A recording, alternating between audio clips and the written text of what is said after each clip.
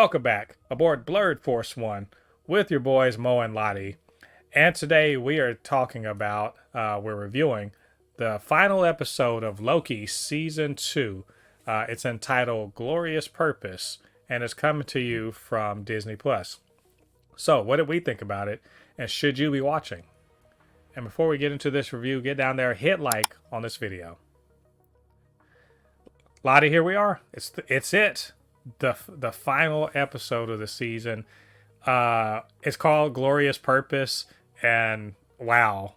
Sometimes I'm just like, these titles, we're not living up to these titles, but my God, did this episode live up to that title.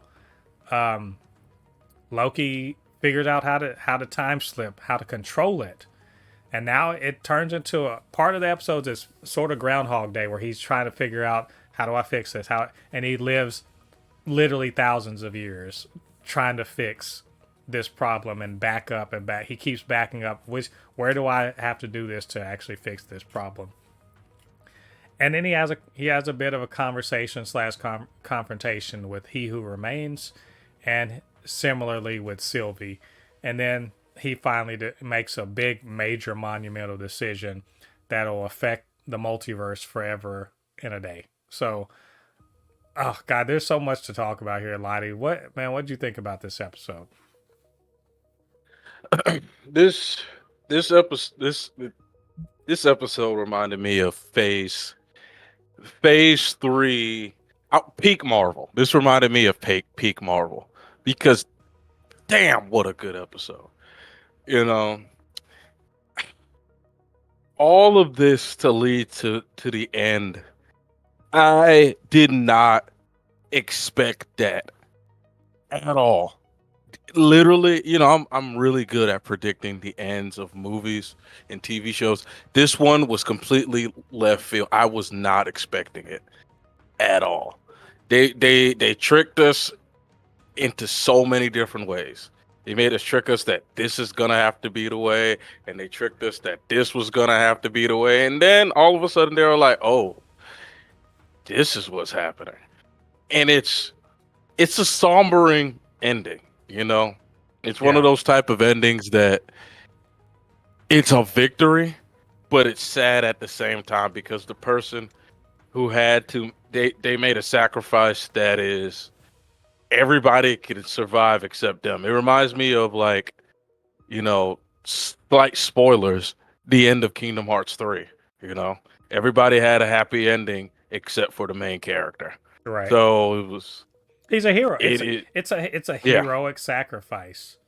Um, Loki makes a choice. He's the only one that can. He's the only person that can do what needs to be done. And it feels like you're just like this little thing that he thought was a liability actually is a great power, and it puts him on par. Well, we find out, spoilers. It puts him on par with He Who Remains. We up to this point, we haven't really understand the true breadth of Kang / He Who Remains power. We hadn't understood it. We just thought like, oh, this is a dude who knows a lot because he's been around. We didn't really understand until this episode that He Who Remains and Loki have the same power essentially, and that puts hmm them on a godlike tier that we up to this point hadn't really understood. You know, I think I on threads I said something to the effect that this episode essentially resets our understanding of who the Asgardians are, or any other sort of gods in the MCU, because up until this point we've been treating Loki and Thor as basically really, really powerful aliens, right? But this Yeah. episode leans into, oh no, they're gods. No, these are Oh yeah. gods. This is Yeah, that and it's one of the most epic endings the MCU has ever done.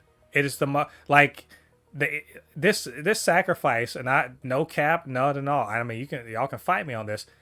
This is a greater sacrifice than what Tony Stark did oh yes. by far. Even though Bec- even if Loki's not dead, but he essentially is dead. You know? He has no. He's there for eternity. Yeah. He's there's n- he doesn't get to rest. There's no afterlife for him. Yeah. And it's like I try to explain this to people who are not too into the comic books or know too much, because everyone thinks like the same thing. They think Thor and Loki are just aliens that are just have elemental powers or anything like that. I said no. Thor and Loki are nerfing. They're like I said, Thor and Loki are Superman, and they're like, well, I said yes. They are mentally nerfing themselves. When you see their final iteration, they can literally fuck up multiple universes and timelines. Like God King Thor is a motherfucker. And this is canonically the highest Loki that there is, the king of stories. Right. You know? Because he is the anchor to the entire multiverse. And by the way, He's literally holding on to it. What a way. That shit gave me goosebumps when he started. Because I'm like, what is he? Because when he said, I have to replace it with something better, I was like, oh, he's going to become He Who Remains. Nope. But he was going to He become. did, but he didn't. He did, but he didn't. Yeah, that's what I was thinking. I thought he was going to become He Who Remains, but like a kinder version of He Who Remains. But no, this man is holding the timelines. And then when he, oh man, I was like, oh God. It started clicking into me. I'm like, this man is literally about to become an invalid. You know who? You know what he became? You don't watch Bleach, but this is literally what happens in the story of Bleach. In Bleach, there's a character called the Soul King. The way they explain him, he's this godlike deity that rules over the universe with an iron fist. But when you actually see the Soul King, he's an invalid. Because each part of his body is literally anchoring a different realm together, like earth, heaven, hell. All his limbs are literally anchoring. He cannot move. He's been stuck in that same position for millennia. And I was like, damn. Yeah. Loki basically become that. He's becoming that. Yeah. Well, it's even more to the point. Where he is, there is no such thing as time. There's time, but time doesn't pass like it does on the timelines. So he's literally holding the timelines together with his magic, sitting on a throne, keeping the multiverse together at the center of what looks like the world tree. This is such a smart ending to a show. It ties together actual Norse mythology combined with what we know of the MCU, the comics version of Loki and everything like that, the MCU version of Loki. This is a full, character arc, a complete journey from the shitty Loki at the end of Avengers, that got his ass whooped, to God Loki, who is literally holding the multiverse together and preventing it from spiraling apart. Or more to the point, who's keeping Kang from, he's keeping, He Who Remains was like, I'm keeping all the other Kangs at bay, right? That was his thing. Mm-hmm. Well, Loki is keeping He Who Remains at bay. So that without He Who Remains, the Kangs run wild, but they don't have a multiversal war. With He Who Remains out of the picture. And so since He Who Remains is dead, because Loki doesn't stop it, the other Kangs are prevented from having this destructive war, and instead he holds it. And like there's so much smart to this, just because it all makes sense. It's all put together correctly in a way that doesn't contradict itself, that makes everything make sense, and I will say also makes all of the other multiversal presentations we've seen so far still make sense within the realm of this world tree.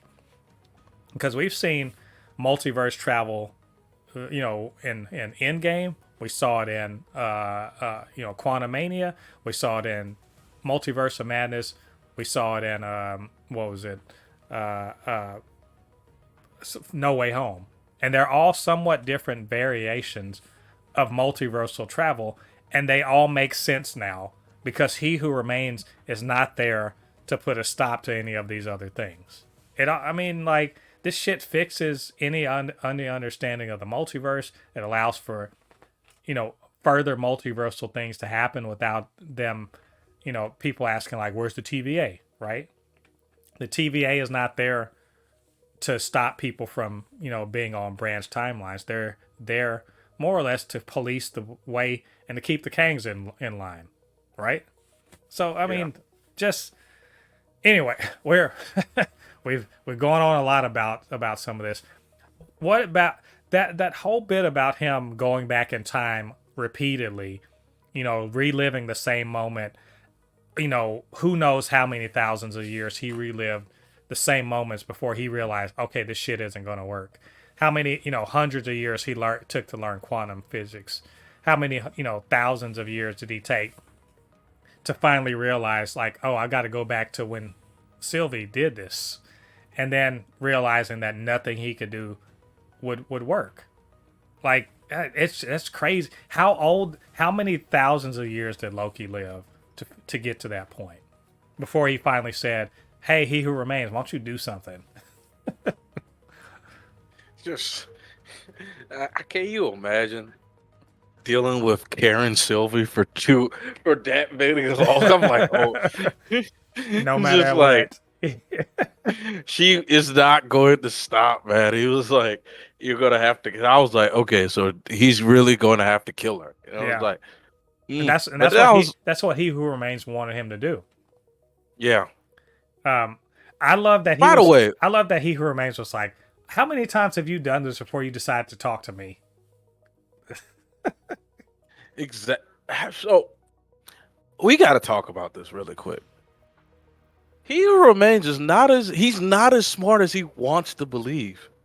It's not because that he's smart. Tell you, he's just seen everything because he's like Loki. He's replayed these points in time over and over and over again to the point where he knows what's going to happen. Literally everything that's happened, even up to his death. Remember, he already knew about the things that were going to happen after his death. So he was because the thing about it is, everybody assumed when he says "see you again," they thought he was talking to Sylvie. No, he's talking to Loki. He was talking to Loki. Oh, I'll see you again. Yeah, it's not that he's not smart. No, he's smart. He is, because in some way he is Victor Timely also. The thing is that he's smart, but he's nearly omniscient because of all the times he's played through. He's time slipped over and over and over again. How many? He said we don't know how old he is. He's just really fucking old, right? So he's seen all of this stuff. The one thing he didn't ever see, remember he said, I couldn't see beyond this point. One thing he never did see was what Loki was actually going to do. Yeah. And so he already saw Sylvie killing him and the way things would go out. He had the fail safe. He had the loom. Just the answer to that, if Sylvie made the wrong choice, if Loki made the wrong choice and let Sylvie kill him, his failsafe was just going to return them all to that point anyway, because it was going to prune all of the timelines back down to when it exploded. That didn't destroy or unravel the fabric of time. It unraveled the fabric of the branch timelines that were going to be pruned. So, like, remember when we saw in the previous episode, they were in all the threads and everything. Those were branch timelines that weren't supposed to exist outside of the sacred timeline, and so his failsafe already existed. It didn't matter. Whatever happened, if Sylvie killed him and Loki didn't stop her, it was always going to reset and come back to that point again and again and again until Loki made a different choice. And so who knows how many times he went through all of that. If you think hard enough about this, it can be like, oh shit, this is some twisty ass shit. But ultimately, it's pretty simple. He knew at some point Loki would have to kill Sylvie if he wanted to save the timelines. That's it. But he didn't know that Loki wasn't going to do what he did. It's good. This shit's some good shit. Like on the real, this season is everything Secret Invasion wasn't. Is that a fair thing to say? It's everything it wasn't. Yes. Like, the shit was relevant. It it meant something. The character arc meant something. You know, it not just that it has if this had no ramifications on the multiverse, it would still be, as good and important as it is. Just because it got Loki somewhere. He went somewhere. He started in one place. He ended in a very different place. And, we learned a lot about the character and other characters around him and what, the nature of reality and all the things. Like, the MCU is better because Loki season 1 and 2 are in it. And I cannot say the same for Secret Invasion. If we lost Secret Invasion, who gives a fuck? But if we lose Loki, man, post Endgame is barren without Loki, in my opinion. I completely agree. Yeah, this shit's crazy. We could go on and on. I think we've belabored the point a bit. I think this was a great ending to the season. I will not say that I thought the whole season I think the first half of the season meandered a bit much, but the last half, fucking top tier. Like, easily some of the best shit Marvel's ever done out of any phase. And it's God, I hope we see more of Loki. I know this looks like the end for Loki. I hope we see more. I really do. But we'll see.